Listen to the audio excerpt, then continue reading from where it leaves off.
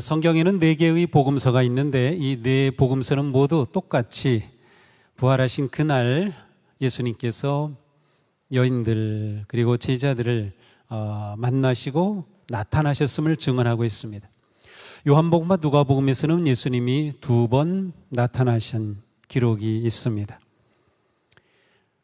요한복음, 우리가 오늘 본문을 보고 있는데요, 요한복음에서는 부활하신 그날 아침에 무덤 가까운 곳에서 막달라 마리아를 만나셨어요. 지난주에 우리가 봤던 본문이에요.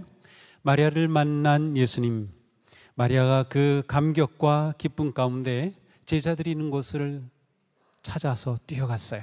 그리고 그들에게 소식을 전하죠. 내가 주님을 보았습니다 라고 말해줍니다. 그런데 이 마리아의 증언, 주님을 보았다는 이 말을 들은 제자들이 어떻게 반응한지가 없어요.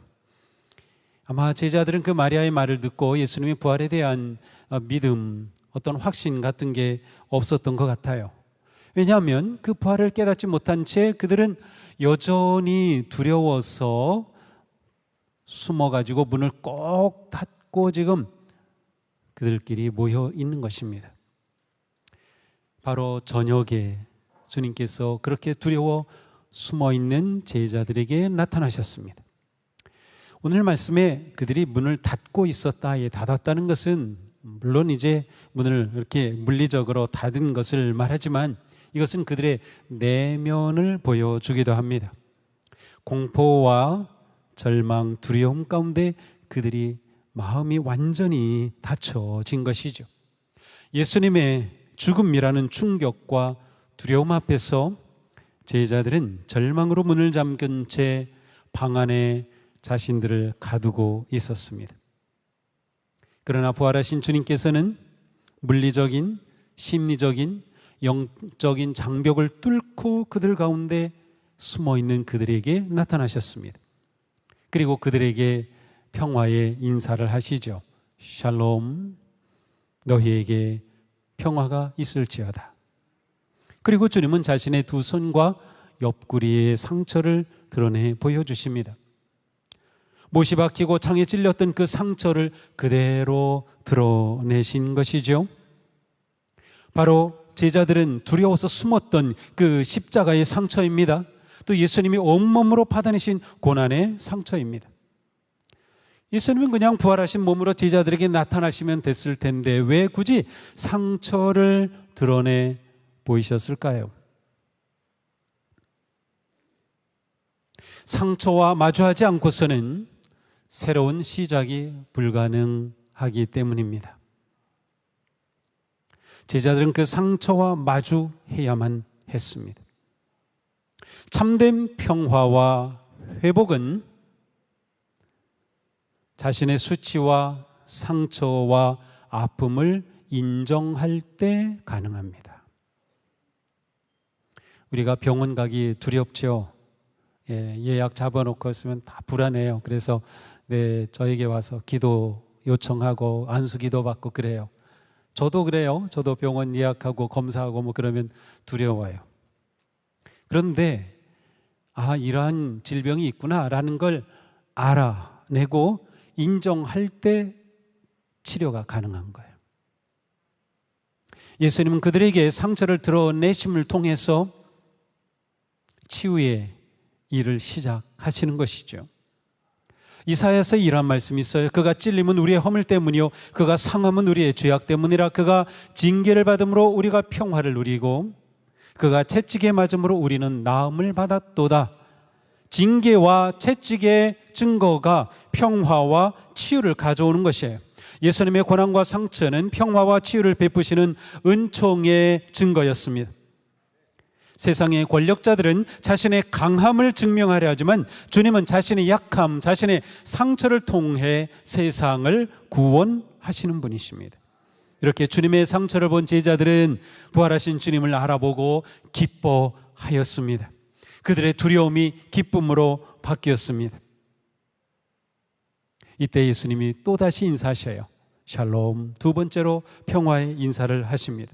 자, 첫 번째 인사는 제자들의 두려움을 없애고 예수님과의 관계 회복을 위한 인사였다면, 이 두 번째 평화의 인사는 뒤에 오는 말씀과 연결이 되는 인사입니다. 예수님은 이어서 말씀하셔요. 아버지께서 나를 보내신 것 같이 나도 너희를 보내노라. 부활하신 예수님이 평화의 인사를 하신 후에 주신 첫 번째 말씀입니다. 자, 이 첫 마디는 굉장히 중요하죠. 부활하신 주님이 제자들 만났을 때 처음에는 인사를 하신 겁니다. 샬롬, 안녕, 평안하냐?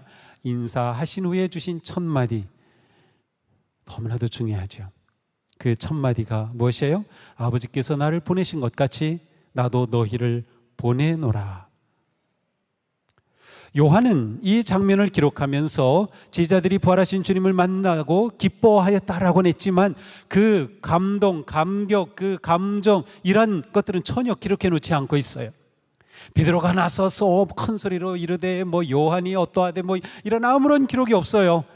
그러한 모든 것들 다 요한은 절제하고 딱 예수님의 첫 말씀을 기록해 놓았어요.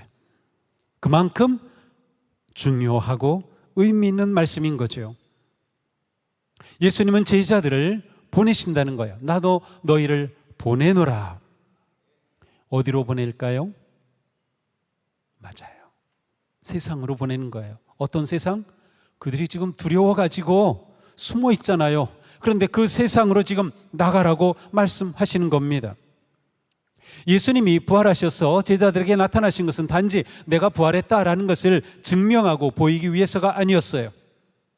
단지 제자들을 위로하고 진정시키기 위함도 아니었습니다. 물론 제자들은 부활의 주님을 만남으로 평화를 얻었고 기뻐하였습니다. 부활하신 예수님이 이렇게 오신 것은 제자들이 닫힌 문을 열고 세상으로 나아가도록 그들을 보내시기 위해 찾아오신 겁니다. 나도 너희를 보낸다. 이 말씀은 요한복음에 나타난 지상 명령입니다. 요한복음 6장에서 이렇게 말씀하신 적이 있어요. 내가 하늘에서 내려온 것은 내 뜻을 행하려 함이 아니요 나를 보내신 이의 뜻을 행하려 함이니라. 내 아버지의 뜻은 아들을 보고 믿는 자마다 영생을 얻는 이것이니라. 부활하신 예수님은 50일 후면 승천하실 겁니다. 예수님은 아버지의 뜻인 믿는 자마다 영생을 얻는 천국 구원의 사명을 이루시기 위해 제자들을 보내시는 거예요.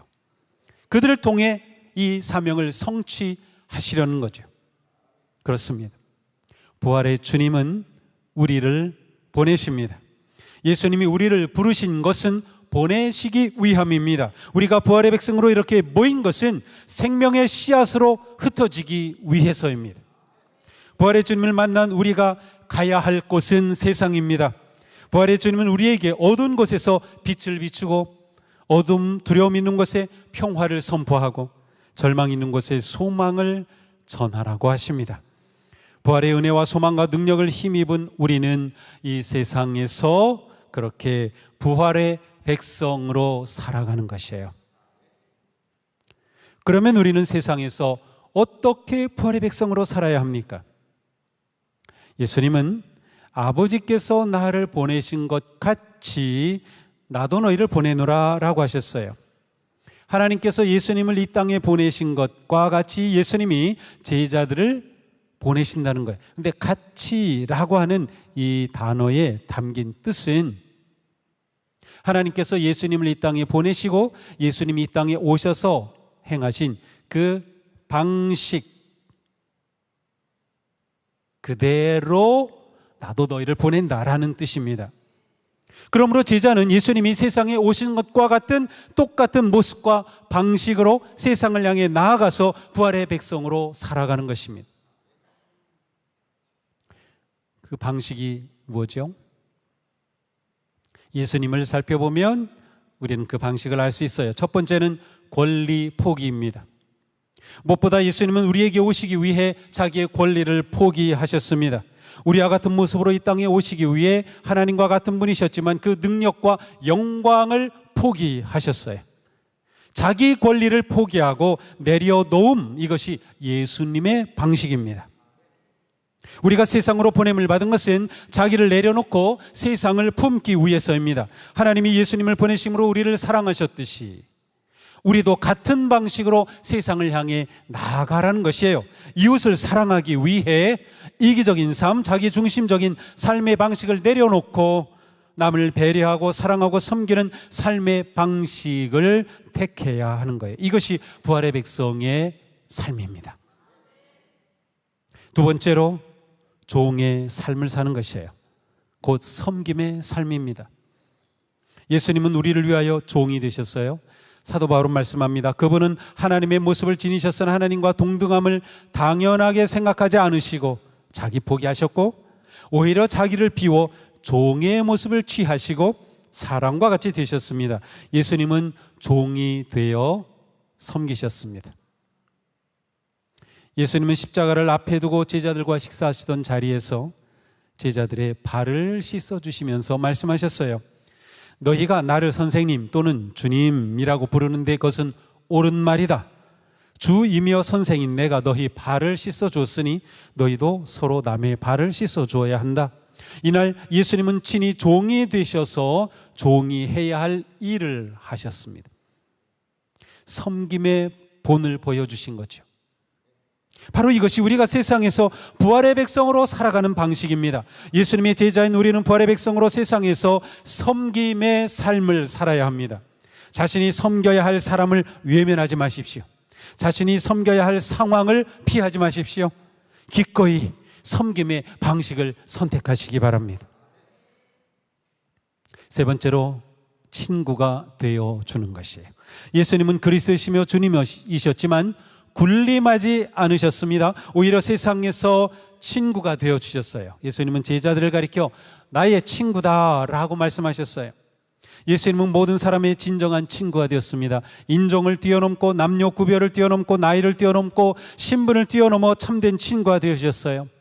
그분은 모든 사람의 아픔과 문제를 함께 아파하시고 위로하시고 격려하시고 소망을 주시며 치유하여 주셨습니다. 예수님의 친구가 되지 못할 사람은 단 한 사람도 없었어요. 부활의 주님은 우리가 세상에서 참된 친구가 되라고 보내십니다. 우리를 미워하는 세상 속에서도 세상의 상처와 아픔과 고통과 절망과 시련을 내 것으로 받아들이고 진정한 격려와 위로와 소망을 주는 친구가 되라는 것이에요. 지금도 누군가 우리의 손길을 기다리고 있습니다. 지금도 누군가 우리의 사랑을 기다리고 있습니다. 우는 사람과 함께 울고 웃는 사람과 함께 기뻐하며 사는 것이 부활의 성도가 마땅히 살아야 할 방식입니다. 다시 말씀드려요. 우는 사람과 함께 울고 웃는 사람과 함께 기뻐하며 사는 것이 부활의 성도가 마땅히 살아야 할 길이다. 그렇습니다. 예수님이 그렇게 보여주셨어요. 그와 같이. 자, 네 번째로 순종의 삶입니다. 예수님은 말씀하셨습니다. 나의 양식은 나를 보내신 이의 뜻을 행하며 그 일을 온전히 이루는 이것이니라. 예수님은 하나님 아버지께 온전히 순종하셨습니다. 십자가의 죽음조차도 아버지의 뜻에 순종한 결과였습니다. 예수님은 하나님 아버지의 뜻을 이루는 구원의 길을 피하신 적이 없습니다. 부활의 주님을 믿고 따르는 우리는 모든 일에 주님께 순종함으로 부활의 삶을 살아갈 수 있습니다. 부활의 삶은 순종의 삶입니다. 하나님은 순종하는 사람을 통해서 일하십니다. 예수님은 종으로 세상에 오셨고 자기 권리를 포기하셨고 참 친구가 되어주셨고 죽기까지 아버지께 순종하셨습니다. 바로 이것이 우리가 부활의 백성으로 세상에서 살아야 할 방식입니다. 부활의 성도는 세상으로 나아가 주님이 보여주신 그 모습을 따라 살아가는 거예요. 이게 우리가 할 일입니다. 과연 제자들이 세상으로 나아가 사명을 감당할 수 있었을까요? 두려운 세상을 향해 나아갈 수 있었을까요? 이 모든 것을 잘 아시는 주님은 제자들이 세상을 향해 나아가 사명을 감당할 수 있도록 아주 중요하고 특별한 일을 하셨습니다. 그들을 향하사 숨을 내쉬며 이르시되 성령을 받아라. 성령을 받아라. 어떤 분들은 이 구절을 가리켜 요한복음의 성령 강림이라고 말을 합니다. 사명을 주신 예수님은 성령을 주십니다. 사명과 성령은 떼어놓을 수 없는 겁니다.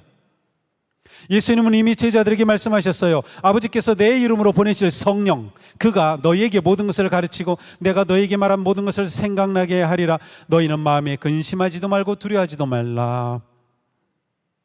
부활하신 예수님은 말씀하신 그대로 그들에게 평화를 주셔서 두려움을 이기게 하셨고, 성령을 주셔서 세상으로 나아갈 힘을 주셨습니다. 예수님은 숨을 내쉬면서 성령을 받으라 하셨어요. 숨을 내쉰다.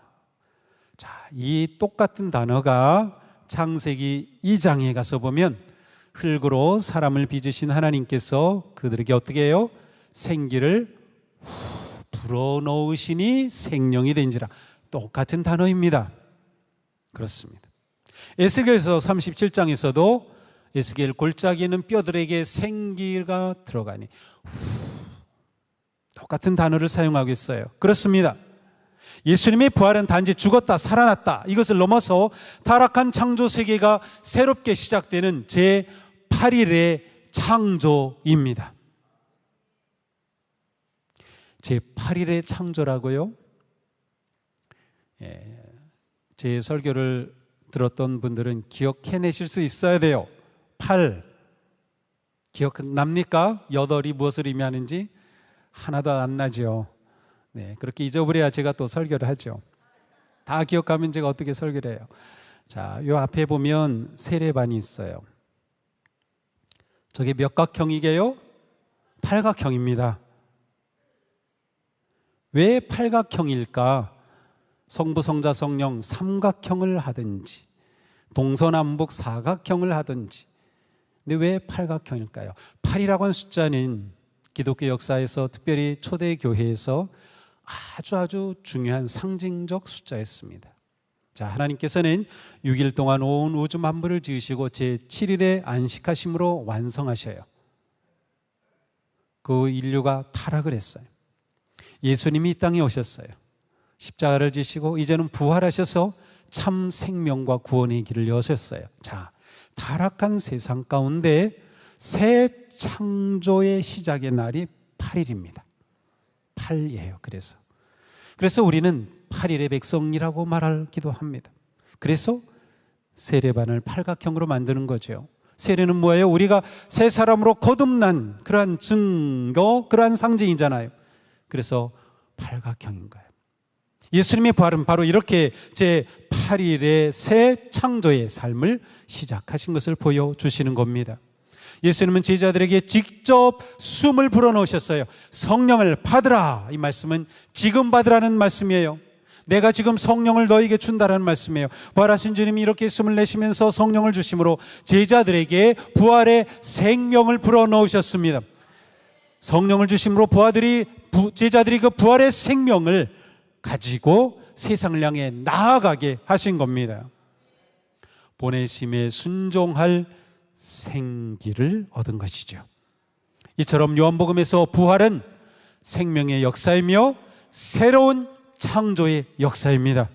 예수님이 주신 성령은 죄로 죽은 인간의 영혼의 부활의 생명을 주입하는 새 창조의 사건이었습니다. 주님은 제자들에게 성령을 주셔서 부활의 생명으로 살아가게 하셨습니다. 성령을 우리가 받는다, 성령으로 산다는 것은 뭐예요? 부활의 생명으로 산다라는 뜻입니다. 이 시간에 부활의 주님이 우리 가운데 성령의 능력으로 충만하게 채워주시기를 축복합니다. 인생이 두렵습니까? 믿음의 삶이 흔들립니까? 절망과 슬픔이 짓누릅니까? 질병과 고통이 조여옵니까? 성령의 생명을 받으십시오. 부활하신 주님께서 주시는 생명의 성령으로 치유와 생명의 역사로 새로워지는 새 창조의 역사가 일어나기를 축복합니다. 우리는 이 새 사람으로 사는 거예요. 이게 부활의 주님을 만난 우리의 삶인 거예요. 성령을 주시면서 예수님 말씀하십니다. 너희가 누구의 죄든지 사하면 사하여질 것이요 누구의 죄든지 그대로 두면 그대로 있으리라. 성령과 죄의 사함은 연결되어 있어요. 자, 사명과 성령이 연결되어 있고 성령과 죄의 사함이 연결되어 있어요. 그 말은 죄의 사함과 사명이 하나라는 뜻이기도 합니다. 성령을 받은 제자들은 세상으로 나가서 죄를 사하는 사명을 받은 것이에요. 죄를 사한다는 것은 개인적으로 용서하고 사함을 받는 것은 물론 더 나아가서 멸망으로부터 세상을 구원하는 것을 의미합니다. 오직 하나님만이 죄를 사하십니다. 성령을 받은 성도가 세상에 죄사함의 복음을 선포할 때 주님이 함께 하셔서 용서와 구원의 은혜를 베풀어 주신다는 말씀입니다. 성령을 받은 제자들이 세상으로 나아가 죄사함과 구원의 복음을 선포할 때 주님은 그들과 함께 하시며 구원의 은혜를 베푸실 것입니다. 바로 이것이 성령을 주신 이유입니다. 구원하시는 하나님의 사랑은 죄의 용서로 드러납니다. 하나님은 세상을 용서하시고 구원하시기 위해 어린 양 예수님을 보내셨던 것이죠. 본회퍼는 이렇게 말합니다. 그리스도인은 형제에게 죄를 고백하고 용서를 선포할 때 비로소 그리스도의 현존을 경험한다. 용서의 자리에 부활의 주님이 함께 하신다는 거예요. 우리가 주님을 만나고 싶습니까? 주님을 경험하고 싶습니까? 용서하라는 거예요. 잠긴 문 안에 갇혀있던 제자들이 이제 문을 열고 나아가 세상의 죄를 짊어지고 용서를 선포하는 것, 이것이 바로 부활 이후에 우리가 세워져야 할 진정한 사도적 교회의 모습입니다. 부활하신 예수님은 이 사명을 위해 제자들에게 성령을 주셨고 세상에 보내심으로 구원의 역사를 이루게 하셨습니다. 예수님이 아버지 안에 거하시고 아버지께서 예수님 안에 거하시듯 또한 예수님은 제자들 안에 거하시고 제자들은 예수님과 함께 하였습니다. 부활의 주님이 제자들에게 생명의 숨을 불어 넣으셨기 때문이죠. 이렇게 주님은 성령님을 통해 우리와 지금도 함께 하시는 겁니다. 우리 안에 거하시는 것입니다. 그렇게 하여 우리가 사명을 이루게 하시는 겁니다. 그렇습니다. 부활의 백성인 우리는 오직 성령을 받아야 사명을 이룰 수 있습니다. 오직 성령님의 권능으로 승리할 수 있습니다. 우리가 성령을 받는다는 것은 주님이 불어넣어 주신 그 생명의 숨으로 살아간다라는 뜻이에요. 부활의 교회는 성령의 공동체입니다. 처음 교회는 성령을 통하여 모든 성도가 하나님이 주시는 사명으로 하나가 되었고 부활의 주님이 보내주신 그 사명을 이루어 갔습니다. 사랑하는 성도 여러분, 기억하십시오. 우리는 부활의 성도입니다.